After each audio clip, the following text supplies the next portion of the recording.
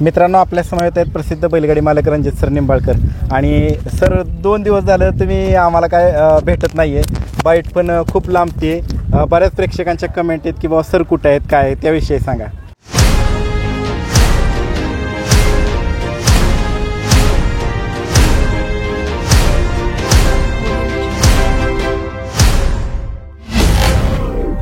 नक्कीच कालचा दिवस हा आमच्या आयुष्यातील एक अविस्मरणीय दिवस होता. काही दुःखाचे क्षण होते, काही गोष्टी अशा होत्या की बोलायचं तर होतं, मात्र पण शांत होतो. कारण काल आमचा एक दणका खोंड अपघातानं वारला आणि कालच आपल्या सुंदरची एक विक्रमी खरेदी झाली. आमचे मित्र सहकारी आणि या बैलगाडी क्षेत्रातील एक वरिष्ठ व्यक्ती ज्यांनी आम्हाला त्यांच्या काळजाचा तुकडा सर्जा दिला, त्यांनाच आम्ही आमच्या देखील काळजाचा तुकडा असणारा सुंदर दिला. त्याच्यामुळे बरेच चर्चा होत्या, सर कुठे आहेत, गायब आहेत. पण सर गेली 2 दिवस झालं एका नवीन खरेदीच्या शोधात आहेत. आजसुद्धा त्या खरेदीला गेलो होतो. 90% व्यवहार झाला आहे. 10% व्यवहाराची पूर्तता राहिली आहे. ती पूर्तता तुम्हाला 30 तारखेला दिसेल. 30 तारखेला दिसेल. पण आज तिथनंच येत आहे का व्यवहाराच्या संदर्भात? हो, व्यवहाराच्या तिथूनच येतोय. बघू 30 तारखेला काय होतंय, कसं होतंय. पण नवीन खरेदी होणारच आहे आणि सुंदरला पण दिलाय, आपण मोकळ्या मनाने दिलाय. बरेच लोकांचे प्रश्न आहे, सर कितीला दिला, काय दिला. विक्रमी किमतीला दिला एवढंच सांगेल, कारण हा व्यवहार गुलदस्त्यातच ठेवायचा असं आमच्या पत्नी अंकिता मॅडम, त्याच्यानंतर गौतम भाई काकडे यांनी ठरवलं, म्हणून हा व्यवहार गुलदस्त्यातच ठेवलाय. निश्चित सर, तुमच्या चेहऱ्यावरती एक स्मित हास्य आहे आणि तुम्ही एक मोकळ्या मनानंच आपल्या सुंदरला दिलेलं आहे. नक्कीच बऱ्याच लोकांचे मला फोन येत आहेत कालपासून. इव्हन रात्री मी 1:30 पावणे 2 वाजेपर्यंत शेवटी फोनवर बोलत होतो. म्हणजे बरेच सर्जा सुंदर फॅन्स नाराज आहेत. त्या फॅन्सला माझी विनंती आहे की आपण सुंदर हा चांगल्या दावणीला दिलाय. ज्यांनी आपल्याला सर्जा दिला, म्हणजे ज्यावेळेस भैयांनी आपल्याला सर्जा दिला होता त्यावेळेस सुद्धा सर्जा ज्यावेळेस दिला त्यांवर भैयांवरती टीका झाली. आणि मी सुंदर दिल्यानंतर सुद्धा बऱ्याच लोकांना ते आवडलं नाही. पण भैयांना पण एक प्रकारे आपण भैयांच्या ऋणातून मुक्त झालोय असं म्हणेल मी. कारण त्यांनी जेवढ्या मोकळ्या मनानं आपल्याला सर्जा दिला होता तेवढ्याच मोकळ्या मनानं आपण त्यांना सुंदर देतोय. कारण भैया पण गेली 1 वर्ष झालं एका बैलाच्या शोधात होते आणि आमचे काही एक कौटुंबिक नातेसंबंध आहेत आणि कुठं ना कुठं तरी त्यांचं सुद्धा नाव पुन्हा एकदा या क्षेत्रात एका वेगळ्या उंचीवर जावे याच्यासाठी खऱ्या अर्थानं ही केलेली एक देवाणघेवाण आहे. मात्र अतिशय प्रेमानं ही झालेली गोष्ट आहे. त्याच्यामुळे याला कृपया करून तुम्ही व्यवहार समजू नका, विक्री समजू नका. कारण हे एक आमचे कौटुंबिक नातेसंबंध जपण्यासाठी केलेल्या गोष्टी आहेत. शेवटी सुंदर माझ्या दावणीला असला काय आणि गौतम भाई यांच्या दावणीला असला काय. फक्त आज म्हणजे कालपासून तो सृष्टीप्रिया गौतम भाई काकडे लिंबूत या नावानं पळताना दिसेल. आणि मला माझ्या सुंदरवर पूर्ण विश्वास आहे की तो ज्या जोमानं ज्या दमानं माझ्याकडे पळत होता त्याच दमाने त्या दावणीला सुद्धा पळेल. व्यवहार करत असताना कोण कोण होतं सर? व्यवहार हा फक्त आणि फक्त आमच्या तिघातच झाला आहे. गौतम भाई काकडे, त्याच्यानंतर आमच्या अर्धांगिनी अंकिता मॅडम आणि स्वतः मी. त्याच्यामुळं या देवाणघेवाण कितीच झाला, कशा पद्धतीनं झाला, ह्या फक्त अंतर्गत गोष्टी आहेत आणि त्या गुलदस्त्यातच राहू द्या. फक्त तुमचं प्रेम सुंदरवर आहे ते असंच राहू द्या. बऱ्याच लोकांना वाटतंय की सर चुकले, सरांना दिलं, असं काही नाही आहे. चला, ज्या गोष्टी होतच असतात. एखादी नवीन गोष्ट घ्यायची असेल तर काही ना काहीतरी केलं पाहिजे म्हणून. कारण एवढ्या 2-3 बैलांचं नियोजन होणं खूप अवघड आहे, म्हणून तो आपण भैयांना दिला आहे. आगामी मोठी विक्रमी खरेदी पाहायला मिळेल का? नक्कीच दिसेल. त्या तुम्हाला मी मागाशीच सांगितलं, मी तिथूनच आलो आहे. बोलणार नव्हतो, पण शेवटी प्रेक्षकांच्या मनातील चॅनल आहे तुमचा. बरेच प्रेक्षक तुम्हाला फोन करून विचारतात. शेवटी तुम्हाला मुलाखत म्हणजे कोणालाच मुलाखत द्यायची नव्हती, ठरवलं होतं शांत राहायचं. पण शेवटी आता काय आहे की एवढे प्रेक्षकांचे फोन येत आहेत, तुम्हाला येत आहेत, मला येत आहेत, म्हणून म्हटलं चला मुलाखत देऊया म्हणून बोलतोय. प्रेक्षकच आम्हाला सांगते की काय घडामोडी सुरू आहेत, कसं काय प्रेक्षकांपर्यंत एवढी माहिती कशी काय पोहोचते? प्रेक्षक असतात, ऍक्टिव्ह असतात. कारण मी ज्यावेळेस आता मगाशी गेलो होतो 2 ठिकाणी, त्यावेळेस तिथं सुद्धा मला प्रेक्षक विचारायला आले होते, सर घेताय का? तर आता ज्यावेळेस मी तिथं व्यवहाराला आलो म्हटलं घेण्यासाठीच गेलेलो ना, तर थोड्याशा गोष्टी आहेत आणि नक्कीच ती पण खरेदी गुलदस्त्यातच राहणार. हा नक्कीच. मी दैवत शेठ गेलो होतो, आमचे मित्र सहकारी होता नितीन शेठ साखरे, त्यांचाच फोन आला, ते सुद्धा होते. आम्ही तिघं चौघं होतो. बघू काय होतंय, कशा पद्धतीने होत आहे. पण नक्कीच एक महाराष्ट्रातील एक चांगली खरेदी असेल. नक्कीच सुंदरची जागा भरून निघणार नाही, मात्र त्या तोडीची आणि त्याच पद्धतीची खरेदी आहे, नक्कीच तुम्हाला दिसेल. आपला सर्जा असेल किंवा तुमची नवीन खरेदी असेल ती आमच्या सुंदर बरोबर पळताना दिसेल का? नक्कीच नक्कीच. सुंदरवर पळला, सुंदर आपलाच आहे हो, फक्त तो गौतमबाई यांना दिलाय.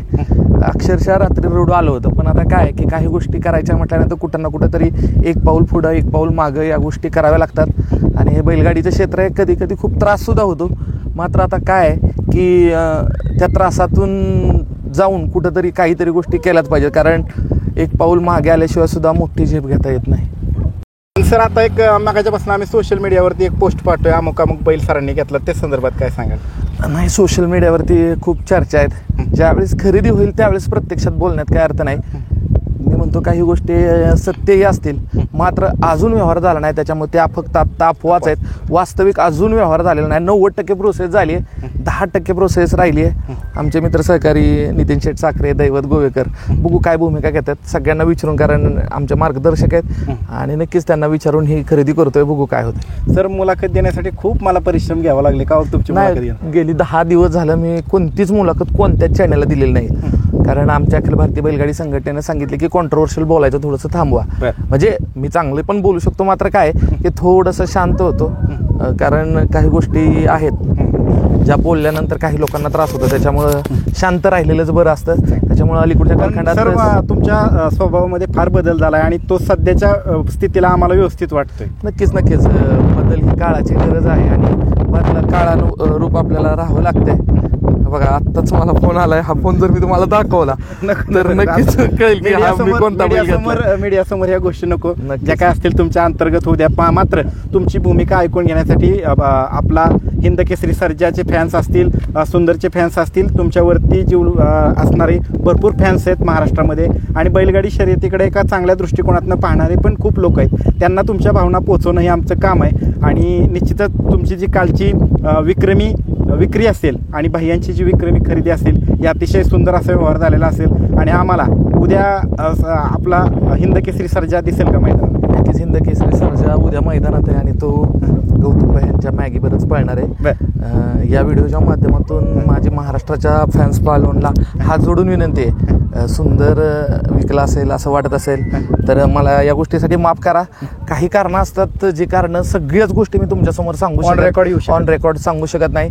मात्र मी नक्कीच काही गोष्टी बैलगाडीसाठी हितासाठी काही गोष्टी केल्यात, कारण ज्यांनी आपलं सबंध आयुष्य बैलगाडी क्षेत्रासाठी वाहून दिलं, त्यांनी आपल्याला बैल दिला, आपण त्यांना बैल दिला, हे एक माझ्यावरती ऋण होतं. ते ऋणातून मी आता कुठं ना कुठं तर मुक्त झालो आहे. बऱ्याच जणांनी सांगितलं की सुंदर बैल होणे नाही, नक्कीच सुंदर बैल पुन्हा होणे नाही, फक्त तो माझ्या दावणीला होता, आता तो गौतमभाईंच्या दावणीला आहे आणि गौतमभाई नक्कीच त्याला एका चांगल्या नियोजनात पळवतील आणि भविष्यात तो नक्कीच एक चांगलं नाव रोशन करेल. ज्यावेळेस सुंदरचं नाव निघेल त्यावेळेस माझं देखील नाव निघेल, एवढा मला विश्वास आहे आणि त्या बैलावरती माझा तेवढा विश्वास आहे आणि त्याचा पळ देखील तसा आहे. बरेच लोक म्हणतात की किंमत एक्सपोज करा, तर किंमत तर काय एक्सपोज होणार नाही. कारण काय होईल, जर आपण किंमत एक्सपोज केली तर जी काही व्यवहार आहेत ते त्यांना थोडासा अडचणी येऊ शकतात, कारण हा विक्रमी व्यवहार आहे. कारण हा व्यवहार फक्त तिघांनाच माहिती आहे आणि नक्कीच हा विक्रमी व्यवहार असल्यामुळे त्याची किंमत आम्ही सांगू शकत नाही. आणि काय आहे की किंमत न सांगेल तेवढंच बरं असतं, कारण लास्ट टाईमला मी सर्जाची किंमत 61 लाख सांगितली होती, त्याच्यावरून सुद्धा बरेच व्यवहार ठप्प झाले होते, असे काहींची भूमिका होती. मात्र तसं काय नाही, जर तुमच्या बैलामध्ये ते पळण्याची तेवढी कुवत असेल, ती क्षमता असेल तर त्या पळाचे पैसे असतात ते. आणि ज्या पद्धतीनं झालंय, पुन्हा एकदा सांगतो, मला माफ करा, पण मी नवीन खरेदी करणार आहे आणि नक्कीच आपल्या दावणीला एक चांगला खोंड येईल, चांगला बैल येईल, जो नामवंत बैल असेल आणि तुम्हाला तो लवकरच सर्जामध्ये पळताना दिसेल. सर आता 30 तारखेला जी पलटणमध्ये बिनजोड होती, कशी बिनजोड होणार आहे काय सांगाल? मैत्रीपूर्ण शर्यत पाहायला मिळेल का? लखन वर्सेस सर्जा ही जी बिनजोड आहे अगदी मैत्रीपूर्ण होईल. सगळ्यांचे आमचे मैत्रीपूर्ण संबंध आहेत आणि या शर्यतीतून कोणताही वाद होणार नाही याची आम्ही नक्की दक्षता घेऊ. शेवटी जो चांगला पळेल तो जिंकेल. त्याच्यामुळं सर्वांनी या फलटणला या. फलटणला अखिल भारतीय बैलगाडी संघटना महाराष्ट्र राज्य व अखिल भारतीय बैलगाडी संघटना फलटण तालुका यांच्या संयुक्त विद्यमानानं घाटावरलं पहिलं बिनजोडचं मैदान होतं आहे आणि या पहिल्या बिनजोडच्या मैदानामध्ये या सीझनला धुमाकूळ घालणारा हिंद केसरी लखन वर्सेस ज्याला मी वेगाचा शेवट म्हणतो सर्जा यांची बिनजोड होणार आहे, प्रेक्षणीय बिनजोड होणार आहे. त्या शर्यतीचा आनंद घ्या. जो चांगला पळेल तो जिंकेल. पूर्ण शर्यतीत मी नेहमी मैत्रीपूर्ण शर्यती करत असतो, कारण ज्यावेळेस सुंदर द्यायचा होता त्यावेळेस मी आमचे मित्र रणवीर राहुल पाटील यांना सुद्धा फोन केला होता की भैया असं असं होतंय, काय करू. तर राहुल भैया म्हटले होते देऊन टाका सर, आत्ता फक्त सर्जाचं नियोजन करा आणि अजून एक खरेदी करायची आहे त्यावेळेस नक्की करा आणि एक चांगल्या पद्धतीनं पुन्हा एकदा तुम्हाला सर्जा, मथुर आणि येणारी नवीन खरेदी दिसेल. चालते. धन्यवाद सर. धन्यवाद.